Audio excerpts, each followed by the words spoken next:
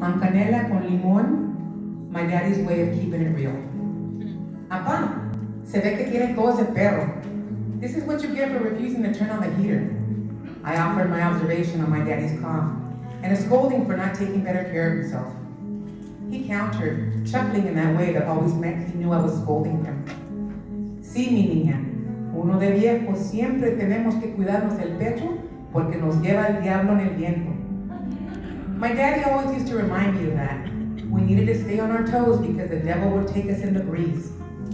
As he said this to me, I was already making my way from the dining room to the cocina. I took the cold handle of the silver teapot and transferred it over to the already lit stovetop. On most days, the significance of the silver teapot wouldn't have been as strong. But that day, I walked into their backyard and saw the red, shiny teapot I had thought my parents had been turned into a succulent. Rude.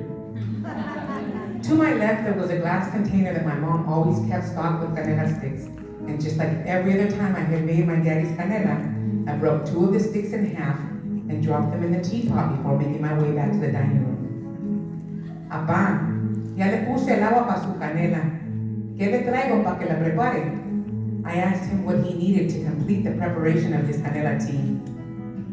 One would think that after all the years of watching him drink the canela, I would have already known what he wanted. But I guess I was just never observant enough. My daddy was set in his ways about how he liked his tea. He was picky about taste, especially on dialysis days when his energy was low. He lifted his good arm, the one without the fistula, that he could still lift above his head, and pointed to the bowls of lemons and the container holding honey. You want to know how I knew he could lift it above his head? Because every time I would get smart with him, he would lift his hand up, pointing his finger, and remind me that he was my daddy and I was the daughter. This typically incited a riot of laughter, but as he got older, I tested him less and less. Daddy, how are you going to put both honey and limón in the canela? I asked, surprised at the combination of both sweet and sour. Es que el canela es como la vida. There he went again with one of his metaphorical and existential lessons. La canela lleva un poco de miel para que será dulce y un poco de limón para que te acuerdes que no todo en la vida es dulce. He continued with his sweet and sour comparison. But Daddy, that makes no sense at all. You're telling me that you put honey to sweeten your tea and it reminds you of the sweet times in life? And then you're telling me that you put limón in your tea to remind you that not everything in life is sweet? I countered his lesson in English because my daddy knew that when I broke the Spanish-only rule in his house, it was because I really needed to accentuate that he had lost his mind over the lesson with canela con miel y limón. Mija, ¿cuándo en la vida no has tenido algo tan dulce y ahí viene alguien y te avienta un limón? He asked, inquiring if I could think back to a time when my life was so sweet and someone had to come along and throw a lemon at me. Well, you wouldn't believe it, Daddy, but it happens more often than I like to admit, I said to him as I noticed the corners of his mouth turn up in a smile.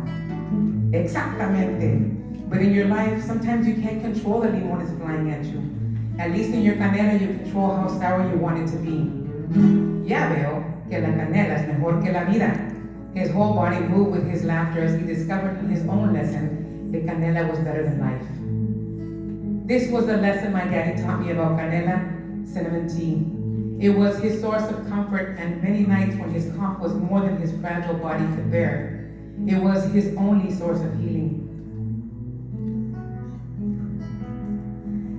This was the last lesson my daddy taught me on July 4th, 2015, before he could leave this earth a month later. Can you guess how I take my canela when I seek comfort and healing?